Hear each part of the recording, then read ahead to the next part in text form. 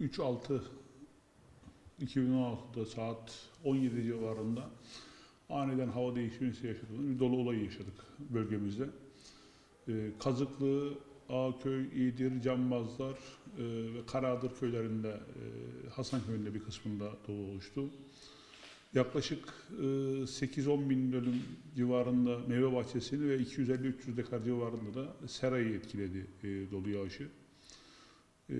Tek temennimiz doludan biraz dolunun iri ama seyrek olmasıydı. Yani seyrek olunca vurduğu meyveyi parçaladı ama 4 meyveden bir tanesini götürdü yaklaşık olarak. Tahmini zararımız da %25 gibi bu üretim alanındaki dolunun zarar verdiği bölgede.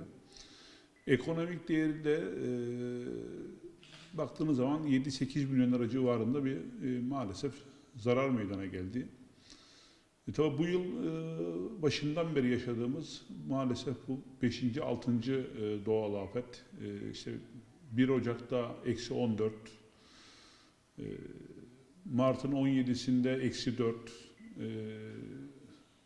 Mayıs'ın 3'ünde bir dolu, 15'inde bir dolu, Haziran'ın başında tekrar bir dolu.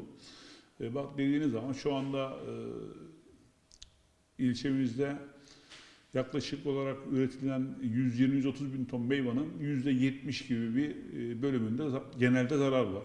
Yani ekonomik anlamda baktığınız zaman da bu zarar 100-120 milyon lira, 130 milyon lira civarına ulaştı şu anda.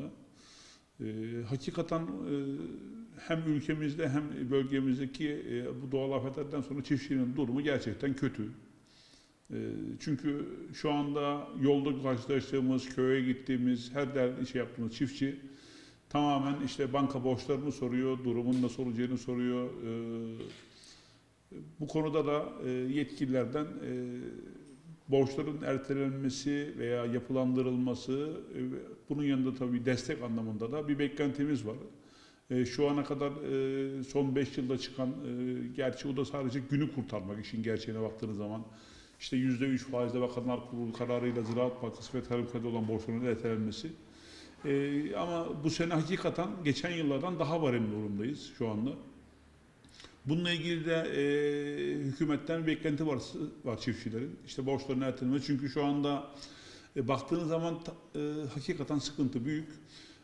Tarsim'de de bazı şeyler var. Çünkü Tarsim'de muafiyetler var veya işte bunların puanlamasında, zarar tespitlerinde, oranlama olaylarında maalesef gerçek zararımızı alamıyoruz. Hiç yoktan iyi mi? Mutlaka iyi. Tarsim hani olmazsa olmazımız diyoruz ama Tarsim'in de bu zarar noktasında tespitlerde biraz daha olayı minimize etmesi, daha doğru tespitleri yapması veya prosedürünü değiştirmesi gerekiyor.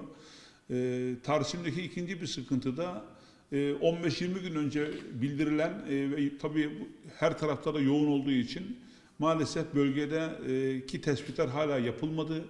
Vatandaşın da bundan bir mağduriyeti armut üreticisinde var. Çünkü doludan oluşan zarar dal beresi veya meyvedeki bere aynı zamanda ateş yanığı hastalığını da davetiye çıkarıyor doluda. Bunun için de Tarsim'deki yetkililerden bir an önce bu zarar tespitlerinin yapılarak çiftçiye zararının raporu verilip çiftçinin ondan sonra bu meyveleri veya bu ağaçları kurtarması için, önümüzdeki seneye iletilmesi için, bakımına yapması için bir fırsat tanınmalı.